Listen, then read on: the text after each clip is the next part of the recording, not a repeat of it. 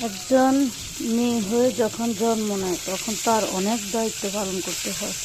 যখন সে ছোটো থাকে মা বাবার আদরে, তারপরে সে শিশু এবং কৈশোর বাবার বাড়িতে কাটে। যখন সে বড় হয়, 18 বছর পূর্ণ হয়, তখন তাকে বিয়ে দিতে হয়। আর বিয়ে দেওয়ার পরে সে অনেক দায়িত্ব নিয়ে শ্বশুর বাড়িতে যেতে হয়। তখন তার দায়িত্ব বেড়ে যায়। তখন সে সবাই মন জুগিয়ে চলার কাজটা করতে হয়। শ্বশুর শাশুড়ি ননদ দেবর স্বামী সবাইকে আলাদা আলাদাভাবে তাকে দায়িত্ব নিতে হয়। তারপর হয় সে মা।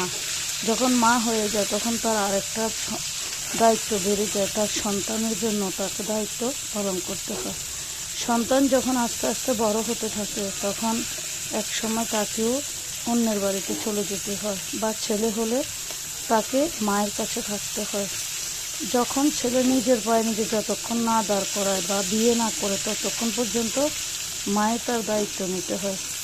আসলে একবার ভেবে দেখেন তো, যে আপনারা ছেলেরা যারা পুরুষ, তারা কি আমাদের মেয়েদের মতো এত দায়িত্ব পালন করার চেষ্টা করেন?